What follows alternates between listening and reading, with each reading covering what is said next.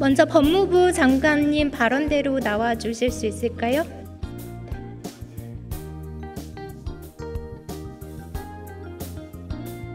의원님, 한동훈 법무부 장관 나와 있습니다. 네, 장관님 알려주셔서 감사합니다. 장애인을 비롯한 사회적 약자를 위해서 앞으로 어떠한 정책적인 지원을 해야 할지 혹시 말씀해 주실 수 있을까요? 최선을 다해 노력하고 있다는 말씀드리고 있습니다. 김 의원님 같은 분께서 저희한테 좀 많이 가르쳐 주셨으면 저희는 선의를 가지고 최선을 다하겠다는 약속을 먼저 드립니다.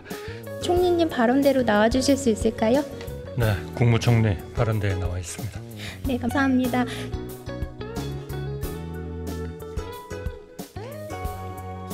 코이라는 물고기가 있습니다. 환경에 따라 성장의 크기가 달라진다는 코이의 법칙으로도 알려져 있는데요.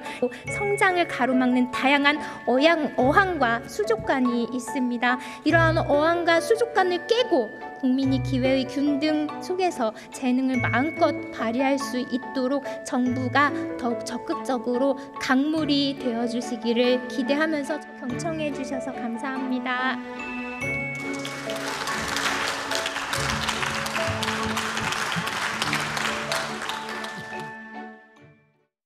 자, 김혜지 의원은 눈이 좀 불편하시죠. 그래서 점자로 읽으면서 질의를 했어요. 그리고 다 끝난 뒤에 여야 모두 다 박수치고 기립박수 치시는 분도 있었죠. 그리고 보시면요, 뭐 국무위원들도 저 나와 있습니다. 그러니까 눈이 불편한 거 알고 일부러 나와 있다라고 강조하면서 얘기를 알려준 거죠. 이런 모습이 있었는데요. 정기남 교수님, 모처럼 말싸움이 아닌 내용에 집중을 할 수 있는, 그리고 국무위원들의 어떤 예의를 좀 볼 수 있는 이런 장면이었어요. 그렇습니다. 한마디로 얘기하면 좀 따뜻하고 감동적인 연설이었고, 그 자리에 있던 국회의원들이 여야 할 것 없이 기립박수로 화답해준 모습, 아마 우리 정치에게 기대하는 국민들의 그 모습일 걸로 보여집니다. 예.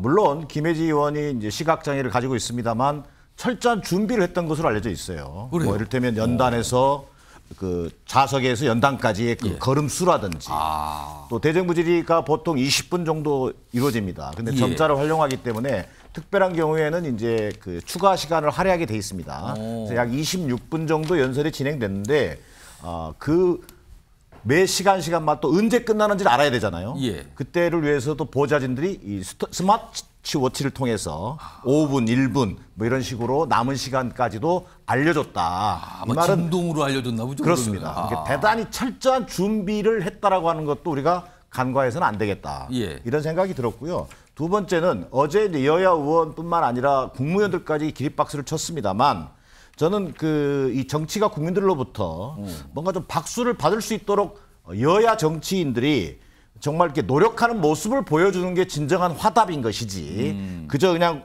어떤 청중 또는 관객으로서가 아니라 국회의원들 여야 정치인들이 모두가 김혜지 의원처럼 좀 주체가 되어주려고 하는 모습 이것이 진정한 의미의 저는 화답이 될 것으로 보여집니다. 다른 의원분들은 불편하신 데가 없잖아요. 근데 왜 저렇게 못합니까? 그러니까 저는 뭐 그게 여야에게 엊그제 그 대정부 질문을 보더라도 대단히 민망스러울 정도 아니겠습니까? 하나의 그 당대당의 싸움이지만 그 중간에 국민이라고 하는 심판이 지금 지켜보고 있잖아요. 그런 것들을 항상 여야 의원들이 좀 염두에 둔다면 저는 좀 더 국민들로부터 박수받는 대정부 질의가 될 수 있을 걸로 보고 있습니다. 어제 저 장면, 뭐 약간 눈이 불편하신 국회의원, 그리고 안내견을 봐서 단상까지 오고, 그다음에 국무위원들도 본인이 여기 있다라고 의식을 해서 이렇게 얘기해주는 이 장면. 사실은요, 굉장히 좋은 기록으로, 그리고 기억으로 남아있을 장면 같습니다. 자, 정치와이드 본격적으로 시작해 보겠습니다. 먼저 다음 이슈 키워드로 확인해 보겠습니다.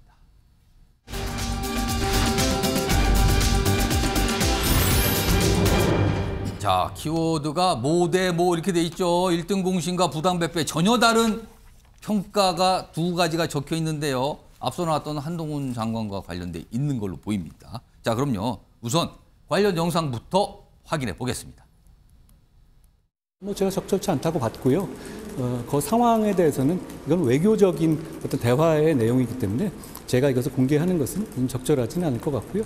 그 문제에 대해서는 저는 정부의 입장과 같은 생각을 가지고 있다는 말씀을 드립니다. 그런 보조금 비리는 그냥 공돈을 눈먼 돈을 채간 게 아닙니다. 결국은 그거다 우리가 내는 세금이거든요. 세금 도둑에 대해서는 엄정하게 수사하는 것이 당연하고 검찰이든 경찰이든 할 일을 충분히 잘 할 것이라고 생각합니다.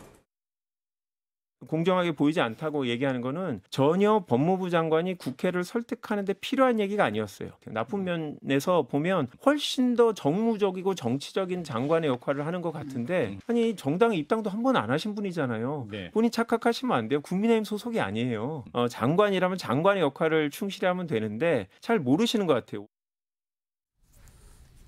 신경민 전 의원님. 물론 한동훈 장관이 굉장히 주목을 받고 있기 때문에 국회만 오면 기자들이 참 다양한 분야의 질문을 하거든요. 근데 답변도 다 해요. 그거에 대해 다. 근데 거의 국정 전 분야, 정치 현안 전 분야에 대해서 답변도 하거든요. 자, 이걸 놓고 이렇게 해서 따박따박 얘기하고 또 민주당 의원들과 설전도 벌이잖아요. 이게 지지층을 모으는 대야당 최전선에서 지금 뭔가 1등 공신 역할을 하고 있다라는 시각과 아니면 이게 오히려 정부와 여당에 부담을 주는 거 아니냐 이런 시각이 갈리고 있습니다. 신경민 전 의원은 어떻게 보십니까? 뭐 두 가지 의견에 다 일리가 있죠. 찌라시에 도는 얘기는 한동훈 장관에 대해서 대통령의 신임은 여전히 높은 걸로 되어 있습니다. 그러니까 지금 최재성 전 수석이 뭐 한 얘기는 야당 쪽에서 흘러나오는 얘기인 것도 분명합니다. 지금 뭐 뚜렷한 게 없지 않느냐. 예. 그런데 수사는 사실은 원칙은 밀행주의거든요. 근데 그 밀행주의를 깨는 게 검찰이 사실은 슬쩍 언론에 흘려주거든요. 그래서 그걸 이제 언론들이 따라가면서 여론도 국민들도 그 언론을 따라가는 것이죠. 근데 예. 요즘에 좀 뜸해요. 그 뜸한 이유가 뭐냐라는 걸 놓고 최재성 전 수석이 얘기하는 것은 뭐 아무것도 없지 않냐라는 건데 예. 한쪽에서는 또 반대 시각도 있습니다. 지금 검찰이 매우 정무적으로 수사의 속도 조절을 하고 있는 거 아니냐라는 시각도 있어요. 그래서 뭐가 맞는지는 좀 더 두고 봐야 알겠습니다. 다만 최재성 전 수석의 저 얘기는 방송에 나와서 한 얘기는 분명히 한 기류는 있는 건데 물론 타당한 얘기인지 아닌지 확인을 할 수 있는 건지 아닌지 잘 모르겠습니다. 그래서 저는 그렇게 신뢰가 가지는 않습니다. 소종욱 변호사께는요. 그러니까 여당 입장에서 한동훈 장관이라는 존재, 그 최근에 어떤 이런 모습은 1등 공신입니까? 아니면 여당으로서는 부담 100배를 주는 존재입니까? 이거 어떻게 평가하십니까? 뭐 저는 이제 그 1등 공신이다. 그래서 이제 보수 쪽에서는요. 차기 대선 후보 거의 뭐 1, 2등, 1등이 많죠. 그 정도로 그 인정을 받고 있고요. 저는 아주 이제 그 새로운 국무위원으로서 이제 그 당당하게 할 말을 하는 이런 새로운 모습을 보여주고요. 그게 저는 상당히 신선하고 좋다 이렇게 보고요. 그다음에 그 저는 최근에요. 아주 이제 그 추잡스러운 핑계를 대는 걸 세 개를 봤는데 핑계예요. 첫째가 이제 박지원 국정원장이 목포에 출마하면서 윤석열 대통령 핑계를 대더라고.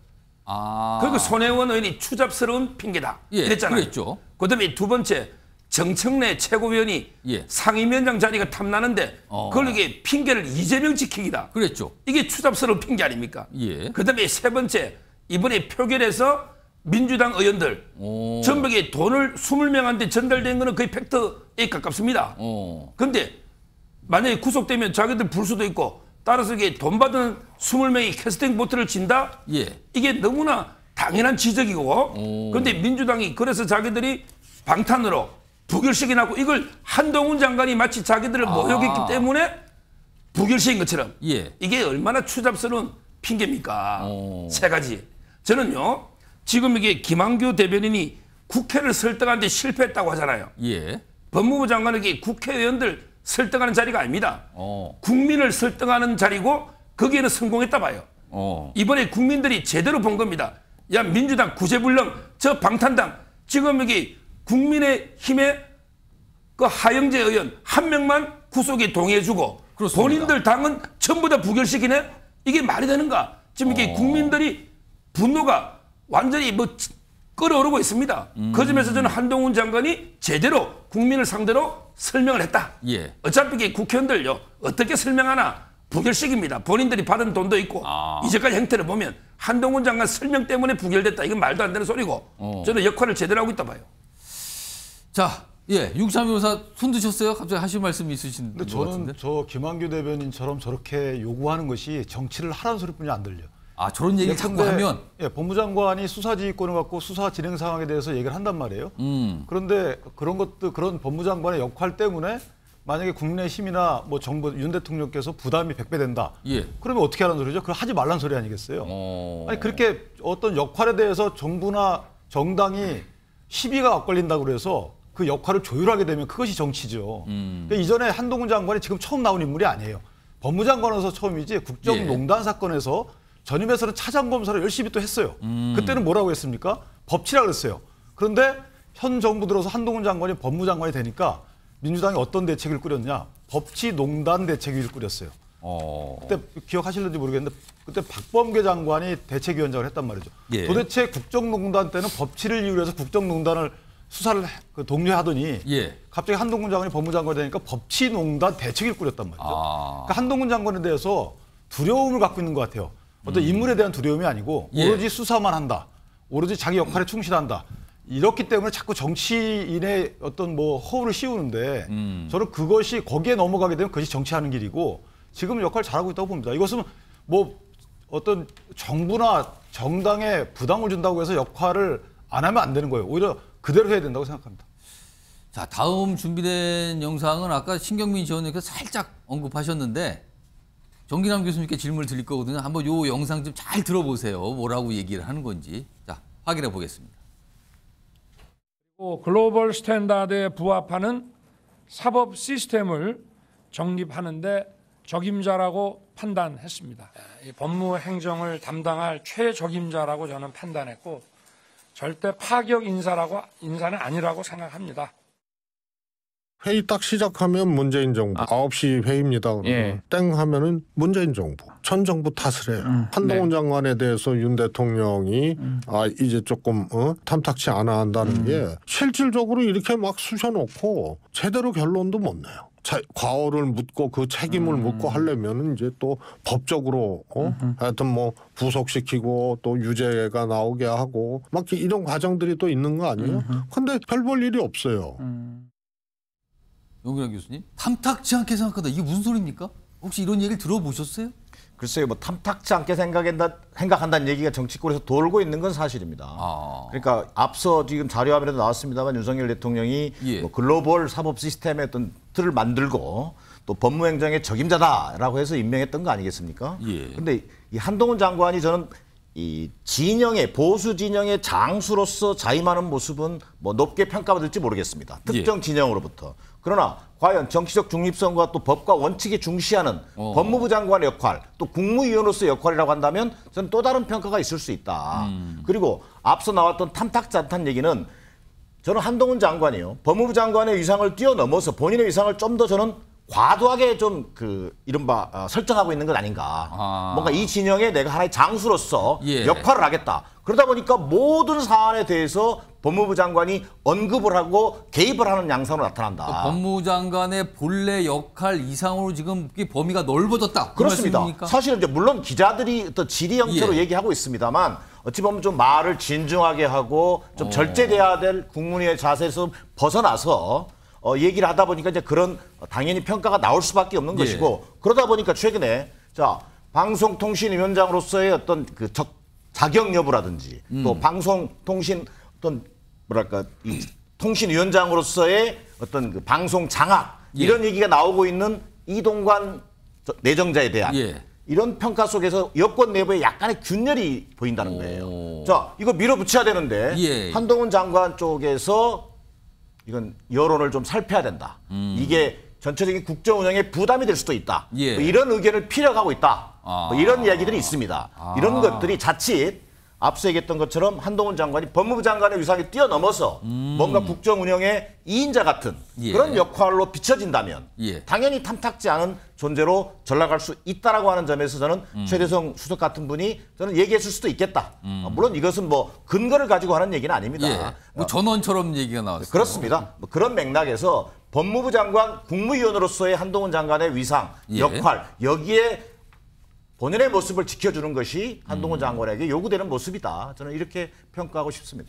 윤기찬 변호사께 추가 질문 좀 드릴게요. 국민의힘에 좀 소속해 계시니까 지금 패널 분들 다 말씀하셨고요. 지금 영상도 몇 가지 그리고 최근에 한동훈 장관의 모습 다 소개해 드렸는데 이쯤 되면 한동훈 장관은 법무부 장관 그 자리와 정치인 이 두 가지 중에 어느 쪽에 더 가까운 것 같습니까? 지금 모습은. 법무장관이죠. 법무장관 정무직이잖아요. 예. 그러니까 법무장관인데 정치를 해본 적이 없기 때문에 정치인 스타일이다 이렇게 해보기는 어렵고요. 예. 저희가 비교를 해보면 돼. 이낙연 전 총리 물론 그분 정치인을 거쳤지만 예. 어쨌든 국무총리잖아요. 예. 국무위원회 뭐 한 분이죠. 수장이시지만 그분 국회에서의 태도 보셨잖아요. 그때 물론 사이다 총리였어요. 그때 예. 뭐. 물론 말씀하시는 이런 것들 조금 더 점잖고 말씀이 안 빠르고 하니까 조금 더 국민께는 점잖게 다가갔지만 한동훈 장관의 이 말하는 스타일 때문에 이런 것이지 예. 사실 국회의원들이 여러 가지 말씀을 하실 때 아닌 건 아니다라고 했던 분이 원조는 이낙연 총리세요. 그러네. 약간 굉장히 받아치고 압박하는데 그 다만 점잖게 했을 뿐이다. 그렇죠. 그러니까 그때는 이낙연 총리께서는 또 다수당의 정부, 예. 다수당의 국회 의석 구조해서 그런 태도를 보였단 말이에요. 지금 근데 다수당이 여당이 아니에요. 이런 상황에서 질문의 정도나 이런 내용들이 예. 죄송한 말씀이지만 비정상적인 내용들이 꽤 많았어요. 그럼 비정상적인 내용에 대해서 정상적으로 대응을 하는 것이 이것이 비정상입니까? 저는 개인적으로 비정상적인 질문에 대해서 국무위원으로서 이것을 바로잡아주는 것도 이게 사실 국회 존중을 무시하는 게 아니에요. 아까 김혜지 의원 보셨지만 저런 태도와 내용이 나왔을 때 그 자동적으로 존중하는 태도가 나가는 거죠. 그런데 국정을 진행하는 국무위원으로서 보면 국회의원이 질문을 해요. 그럼 그 질문 내용을 바로잡을 수 있는 것이고 거기에 대해서 분명히 반박할 수 있는 내용인데 예. 하지 않아야 되는 건가요? 그럼 이낙연 총리는 왜 옛날에 했죠? 그러니까 이런 식으로 뭔가 태도의 문제는 약간 있을 수 있어요. 예. 그러나 그 기본적인 베이스는 저는 맞는 것이고 이것은 정치인이다. 그렇게 해석을 하면 사실 말이 안 되는 거죠. 그래서 앞뒤가 안 맞는 것이고 그걸 가만히 듣고 나서 국회의원들이 하라는 대로 하는 것이 국민이 아니잖아요. 예. 그런 식으로 보면 될 것 같습니다. 신경민 전 의원께는 제가 짧게 마지막 질문, 이 주제와 관련 마지막 질문 드릴게요. 사실 한동훈 장관의 아까 위상까지 말씀들을 하셨어요. 지금 뭐 여론조사에도 포함되고 그러니까. 이거 민주당이 다 만들어준 거다. 그리고 국회의원 가면 민주당 10명의 의원이 한동훈 장관 한 명을 못 당한다. 이런 얘기까지 나오고 있거든요. 이거 민주당으로서는 약간 뭔가 자초한 거 아니냐 이런 지적도 여전히 나오고 있는데요. 한 장관은 분명히 말을 할 줄 아는 사람인 것은 분명합니다. 짧게 말하고 쉽게 말하고 아주 그 핵심을 찝어놓은 그 화술에 관한 하는 예. 추정을 불허할 정도의 그건 있어요. 근데 지금 제가 금방 말씀하신 거에 동의할 수 없는 게 예. 이낙연 총리는 총리예요. 근데 지금 법무총리가 아니잖아요. 법무부 장관입니다. 예. 국정 전반에 대해서 물어보면 예. 물론 국무위원이라고 돼 있지만 법무부 장관이에요. 그러면은 좀 겸양지적도 발휘하는 그런 모습을 보여줘야 되는데 그런 건 없고요. 그리고 민주당 의원들이 바보가 아닌데 100% 바보 같은 질문만 하진 않아요. 가끔 그런 경우가 있었죠. 그런데 무조건 민주당 의원이 질문만 하면 칼을 딱 세워가지고 이제 쳐들어가는 모습을 보이는 거죠. 예. 뭐 정치를 할지 안 할지 모르겠습니다만은 정치인이 저렇게 하면은요 생명이 오래가지 못합니다. 물론 정치를 할 수는 있지만 예. 팬덤을 바라보고 하는 정치인으로서 예. 한계가 너무 분명합니다. 자, 한동훈 장관, 총선이 다가오면 다가올수록 그 거취와 미래에 대해서 더 많은 질문을 받을 것 같습니다. 요즘에 국회 가면은 여러 가지 이슈를 받지만요. 총선쯤에 가면 혹시 어떻게 하실 거예요? 뭐 결심? 등등등 이런 질문을 안 받을 수 없을 것 같습니다.